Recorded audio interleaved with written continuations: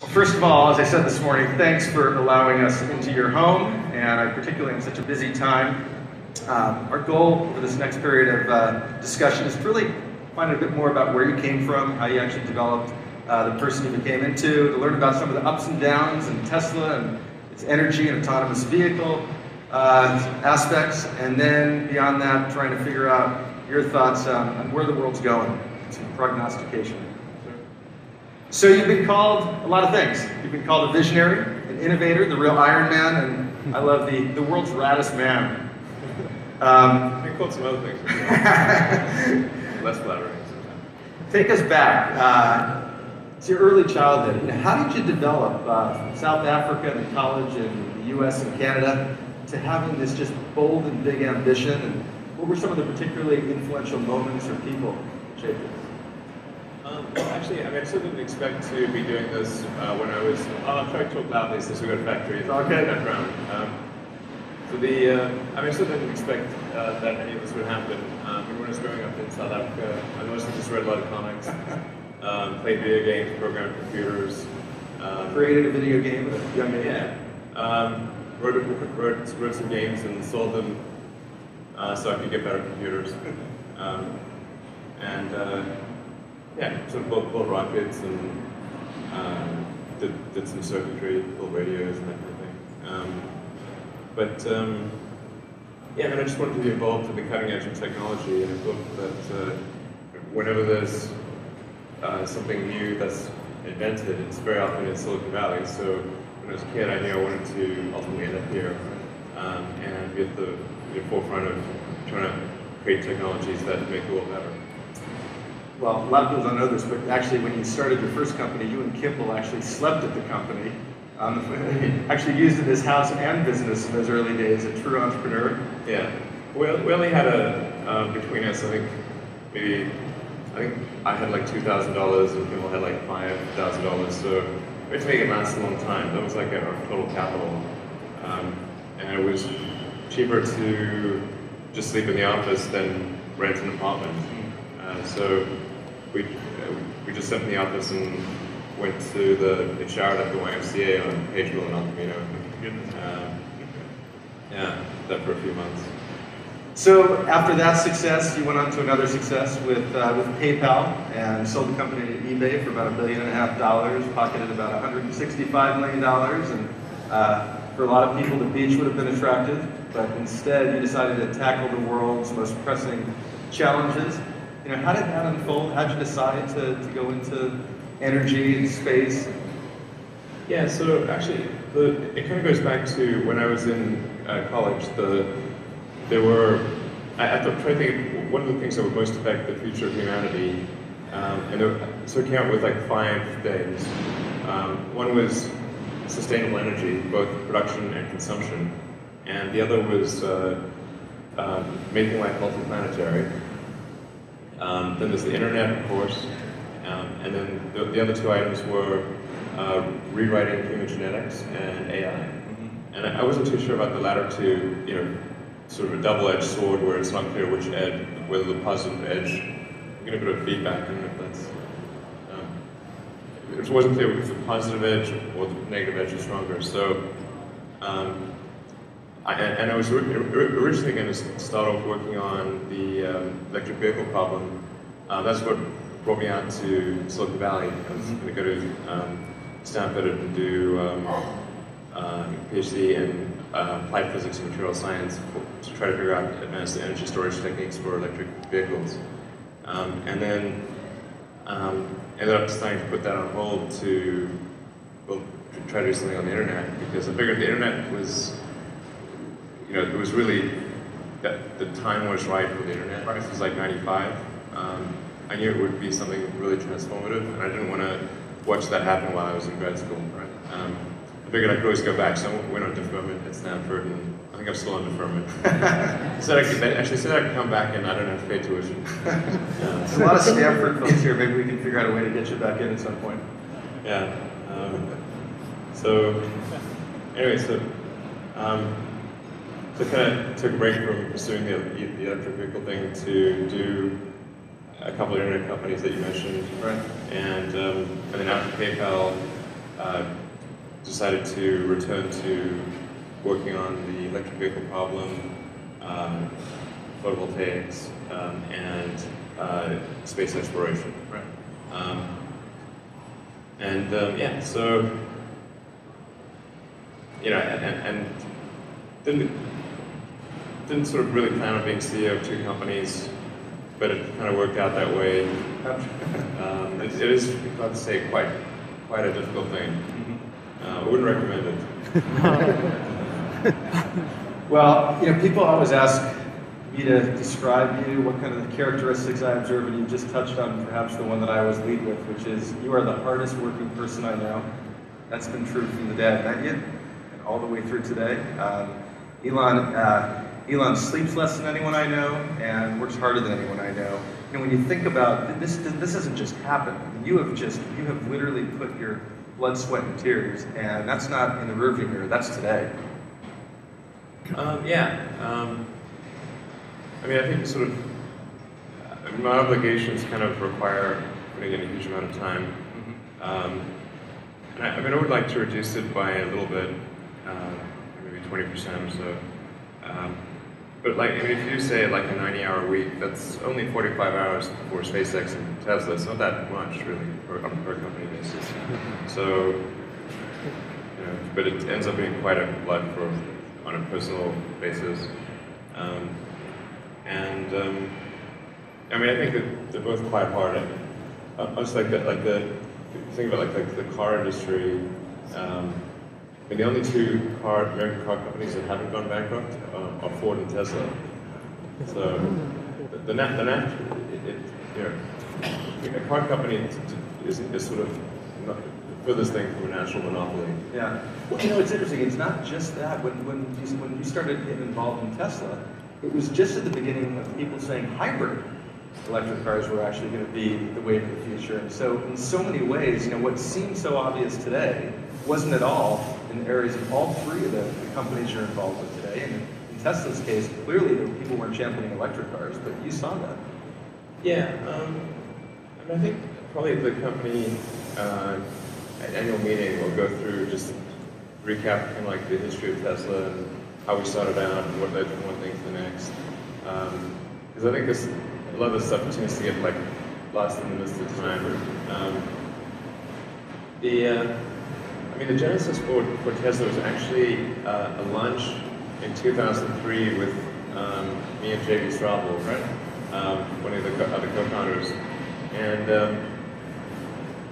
it was actually, we were talking about electric planes and space stuff, and then the conversation turned to electric vehicles. As I mentioned, that was long-term interest of mine, and it was what I was going to be working on at Stanford.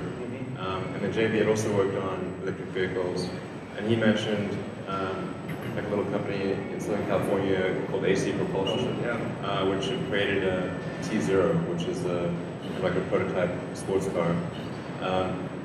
And so I got a test drive of the T0, and then I tried to convince AC Propulsion to commercialize the T0, because it was a cool concept, but it didn't have a roof or any safety systems or anything. Quite primitive, but it showed the basic fundamentals of what an electric sports car could do. So they deserve a lot of credit actually for Tesla. Without AC Propulsion, I'm not sure. Tesla might have been started, but it would have been later. Yeah. And then after AC Propulsion, I couldn't convince them to commercialize the T0. They were so only interested in making sort of prototypes. I said, well, okay, if you're not going to do that, then I'd like to do it. And then they said, there's some other people that also want to do it, so maybe you want to, join up with them. So we created Tesla. Interesting sort of little factoid, in the beginning we didn't actually own the trademark Tesla Motors. It was owned by some dude in Sacramento. That's right. So we were like, okay, we're going to have to change the company name because we don't own the trademark. And we batted around various names, and one of the names was actually Faraday. That Faraday would have been my sort of second choice. Wow. Now, ironically, there's a competitor company called Faraday. And Faraday was the guy that invented the electric motor. and then Tesla invented the AC induction motor, which is the type of motor we use in the Model 3. Oh, sorry, but the Roadster. You know, people don't often, when you talk about the history of Tesla, people don't talk about it a lot today, but actually we started out as fellow board members and investors together, and you were actually the fourth CEO of Tesla, and we talk about some of the hard work. Those early days were ones that actually you probably put as much work in as in those days to transition, finally decided to take it over. Yeah, my initial goal when we created Tesla was I was just going to be kind of working on the product design and engineering, and I figured I would allocate 20% of my time to Tesla, and then sort of tried a succession of CEOs that didn't work out, and then I was like, well, either in 2008 I was faced with a choice of either Tesla's going to go bankrupt or I put all of my remaining capital in Tesla and more. And more. Yeah, it's borrowing money from friends and stuff. So at that point I was like, man, I got like all my chips on the table. So I better, you know, if you got all the chips on the table, you've got to play the hand yourself. Right. So it's like, okay, I got to be CEO. So you've come a long way since that time. When you talk, when I think about some of the hallmarks of your success, a lot of things come to mind. You know, you're someone who I think fiercely independent, that you don't follow the herd, and actually, I think one of the underappreciated characteristics is you're actually one of the best listeners of anyone I work with, and take inputs from a wide variety of sources, and ultimately make your decision based on it. But incredible listener that people tend not to talk about as much. Yeah. So what was? The other thing about you is you've managed to recruit a great team. You have a knack for hiring phenomenal people, sometimes unconventional hires. You know, think about your recruiting philosophy. Sometimes these are people who didn't actually have those roles before. I can think of a number of our executives here at Tesla who've been hugely successful, but they didn't have a history of having done it as many times before, but you saw the success in them. Well, I think the fundamental properties of somebody really driven and smart, and do they have a good feedback loop? Like, do they adjust their course of action based on their experiences, or do they think that they're right even when they're wrong? So I think just those are really, I think, the three things that are important, like sort of driven, fundamental sort of brain power, and then being self-critical. And if somebody has those three characteristics, they can pick something else up very quickly. It's great advice. Let's talk more about Tesla, where we are today. When you think about, you referenced it, there just haven't been successful U.S. car companies. I remember when the company went public, the big news was first U.S. auto OEM IPO in more than 50 years. Right. Of course, you've described the trend that's continued since then. What's enabled Tesla as such a young company, really young in the spectrum of car companies? It's only a little over a decade plus old.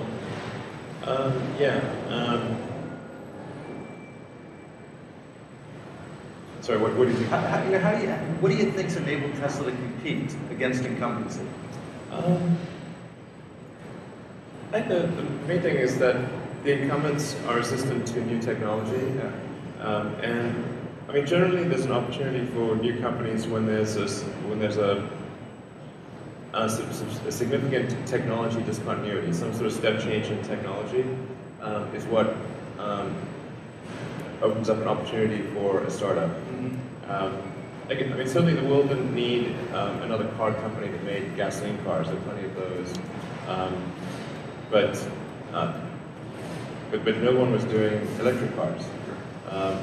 So the reason we started Tesla and put all the effort into it was not because we thought there was this huge opportunity in electric vehicles, but actually because no one was doing electric. I mean, it was like everyone thought it was stupid, and the big companies thought it was dumb, and there weren't really any startups doing it. So it's like if the big company's not going to do electric vehicles, then it has to come from a startup, so that's the only option. I remember a dinner you and I had with an unnamed, very large auto OEM CEO who was bemoaning that he couldn't actually create an electric car because it would cannibalize his business and would upset his employees and dealer base. I mean, I think you could. I mean, some of them later did. I mean, Bob Lutz. I mean, after we demonstrated the Tesla Roadster, then Bob Lutz kicked off the Volt program, which then also enabled the Nissan Leaf program. So even though the Roadster was a very low production vehicle, we didn't make very many of them, it had a very leveraged effect in forcing GM and Nissan to do EV programs. And actually, Bob Lutz was kind enough to credit us with the inspiration for the Volt program. So we sort of Tesla had an outsized effect on the industry, even in the early days. Which is one of the goals you've had since the early days. Yeah, absolutely. And I always thought that the biggest effect that Tesla would have would not be the cars that we made directly, but the cars we induced others to make. So speaking of which, the transportation industry is actually undergoing massive change, and perhaps nothing more important than autonomous driving and ultimately self-driving. And talk about the impact that's having and going to have on transportation, particularly given the unutilized asset base of the automobile industry. I think it's going to become common for cars to be autonomous, a lot faster than people think.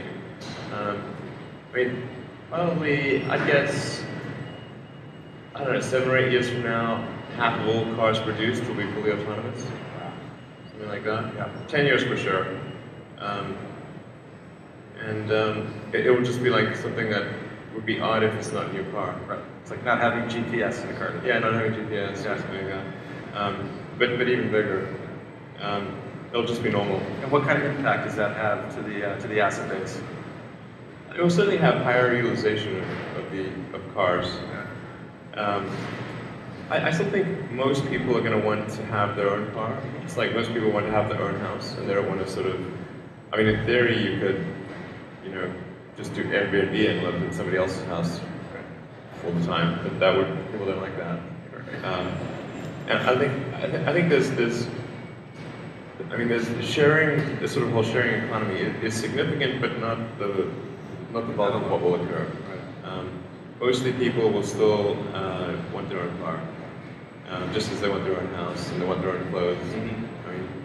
I mean, you share everything, but you don't.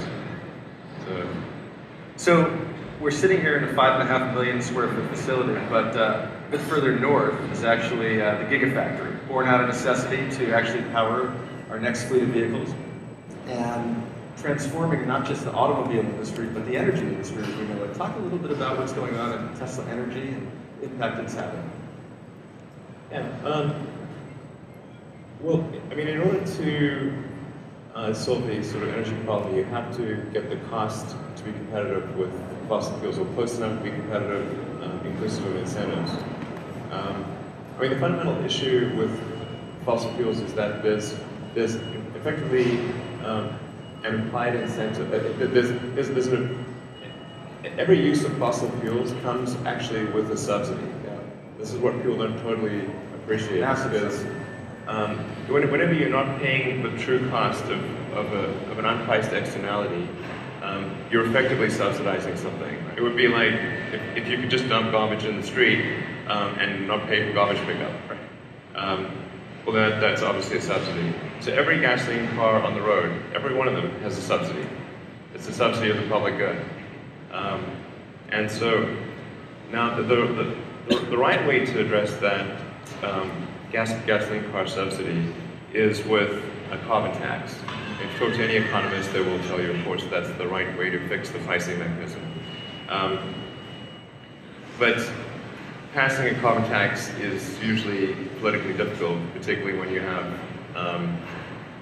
enormous lobbying power on a part of the fossil fuel industry, preventing that from occurring. So then politicians usually choose the easier path of providing subsidies to electric vehicles, which are usually don't equal the implied subsidy of gasoline vehicles. And then of course get attacked like what? As though EVs are being subsidized, but gasoline cars are not, when in fact gasoline cars are receiving a bigger subsidy of the public good than EVs are. there's a fundamental conceptual misunderstanding.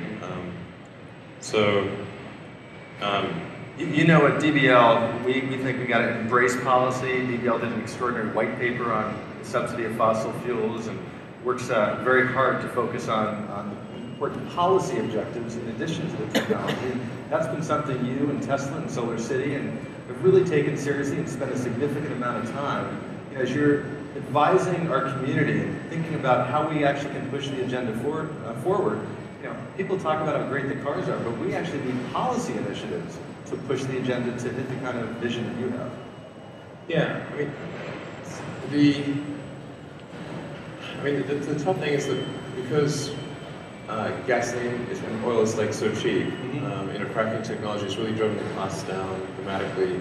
What this effectively does is weaken the economic forcing function to transition to sustainable transport and to sustainable energy in general.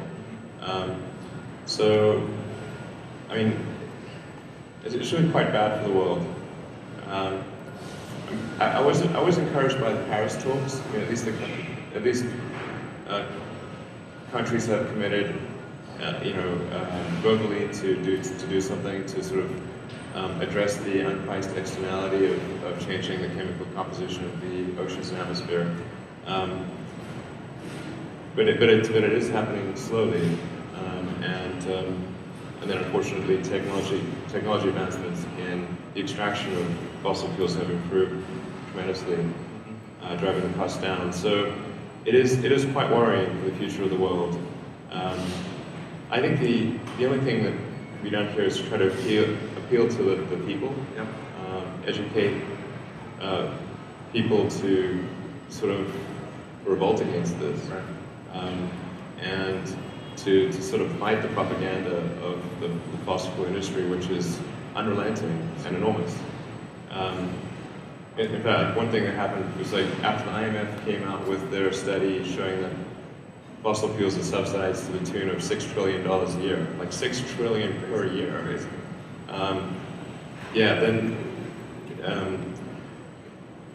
Some representative of the oil and gas industry added up all the incentives that Tesla has received and will receive in the future, which happens to coincide with $6 billion.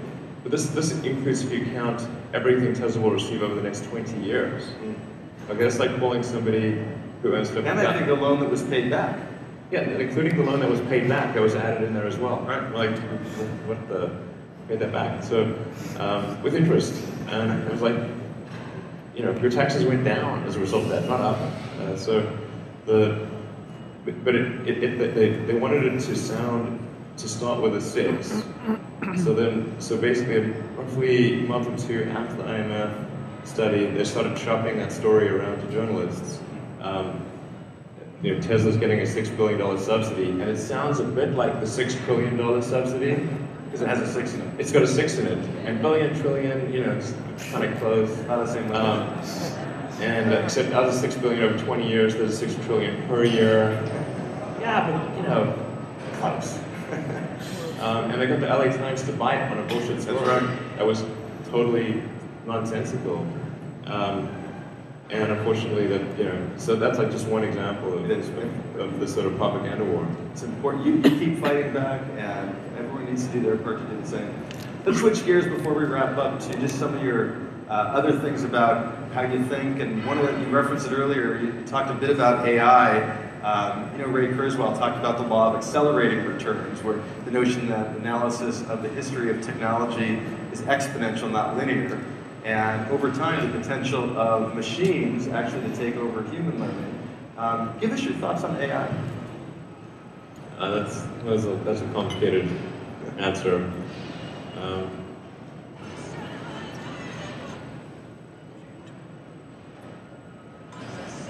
I think it's pretty obvious that machine intelligence is on a track to vastly exceed human intelligence. One of the things about an exponential is that close up, an exponential looks linear. If you sort of zoom in, it looks linear. But actually, if you plot the points on a curve, it's obviously exponential. And there's some argument of, if you say it's exponential, what's the y-axis? And I think you can arguably say it's the recursive y-axis. So if, in any given year, if you think that AI is going to happen sooner, rather than, you know, if your predictions for the advancement of AI are converging with each passing year, right, then it's fair to say that it is an exponential growth. And that certainly is, I think, been the case, certainly for me. So it's a really interesting question. Like, I think there's, even in the benign scenario, there is tremendous upheaval in terms of employment. Yeah. If you have self-driving cars, then what happens to the 12% of the population whose job it is to drive a car, right? Or drive a truck or something like that? I mean, I think that these are really profound questions we're going to have to face in the future. But it's going to go beyond self-driving cars. That's the case of narrow AI. And cars not going to take over the world, it won't do anything. It's going to feel like an elevator. You used to have like elevator operators. You have to be like a trained elevator expert to operate the elevator. And now you scan it and press the button, and we don't worry about it. It's going to be the same thing for cars. It's going to feel just like that. But eventually, if digital intelligence becomes superhuman, which it's, like I said, it's on track to be, then it will be able to do everything that we can do better than we can do. Let me ask you to go back to SpaceX for a moment, because since we gathered here 2 years ago, what SpaceX has accomplished in the last few years is nothing short of staggering. The recent landing has been described as perhaps the most significant event in aerospace in decades. But what's interesting is if you look out over the coming year is perhaps even more exciting. Just give folks a bit of a preview as to what's coming down the pipe in September and what's going on at SpaceX. Yeah, so we're aiming to refly one of the landed boosters later this year. Yeah.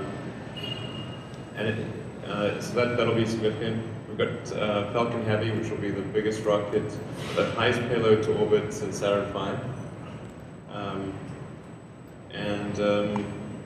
That'll be a fun one to watch. If we take them from Cape Canaveral, I'd recommend coming. You won't need to be close to really experience what it's like. That'll be pretty epic.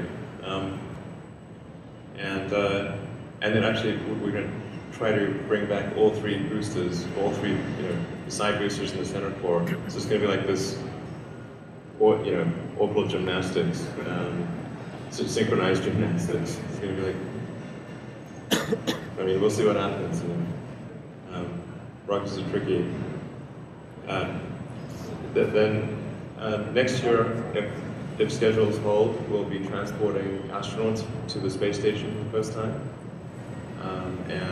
Apparently the US is dependent on Russia for transporting astronauts to the space station, so we're looking forward to doing that mission. And then recent military contract win? Yeah, we finally won an Air Force launch, which was a tough battle. Boeing and Lockheed had been fighting for years to prevent us from being able to compete.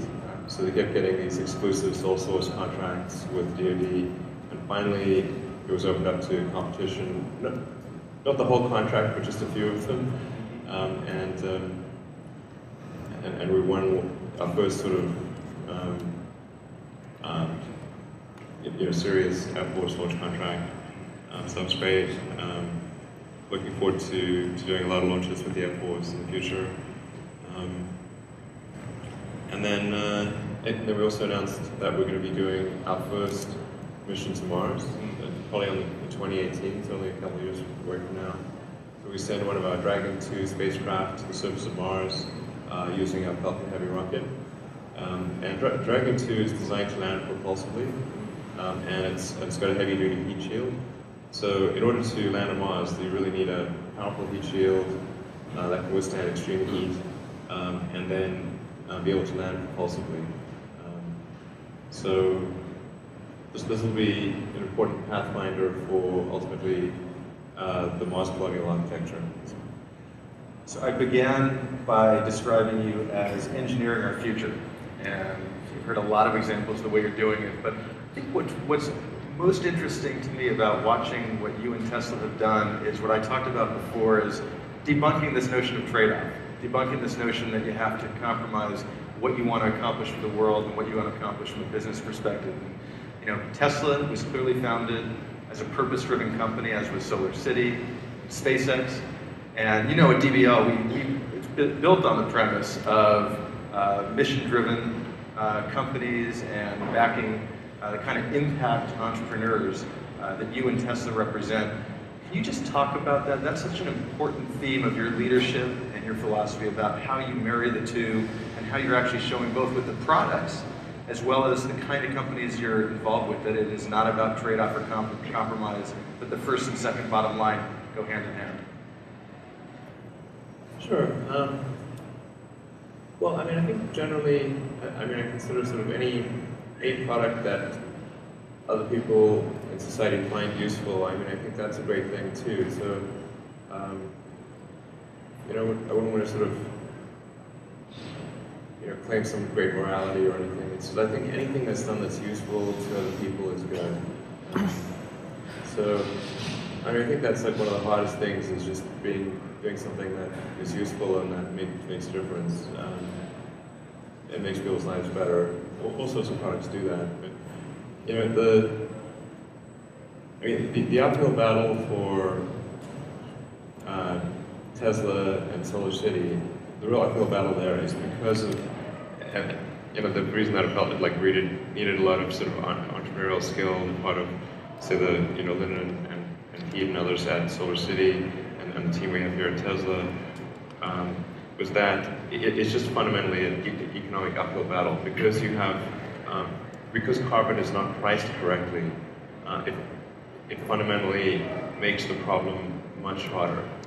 It's like you're just competing against something which has a $6 trillion a year subsidy of the public good, and so that's just really difficult.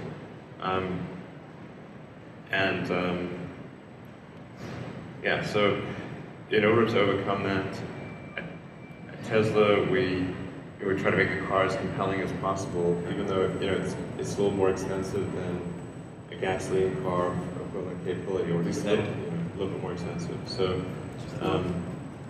but we can overcome that by just making the car very compelling. And then solar's sort of harder because it's harder to get product differentiation on solar. That's why the solar industry has been a really difficult industry. But nonetheless, with a lot of effort, you can get to you can make a viable company. But it's just considerably harder when the rules of the game do not favor sustainable energy. That's like the fundamental problem, is that the way the rules are set up, they do not favor sustainable energy.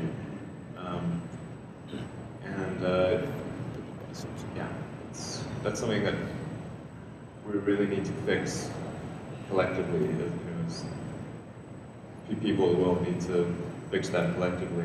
I'm sort of excited by what I see, like the level of energy about this with millennials and sort of younger people is, they get it. Yeah. So I do think it's just a matter of time before this happens, and the question is just how long. And in fact, in terms of thinking of, say, the fundamental good of Tesla or Solar City, I would characterize it sort of fundamental good in to what degree, how many years did it accelerate sustainability? Yeah, like electric vehicles and solar and all that stuff would happen no matter what. But the fundamental good in a historical context can be measured by to what degree did Tesla accelerate the advent of sustainable transport. It's like if we were able to accelerate it by like a decade, that would be amazing. That'd be great.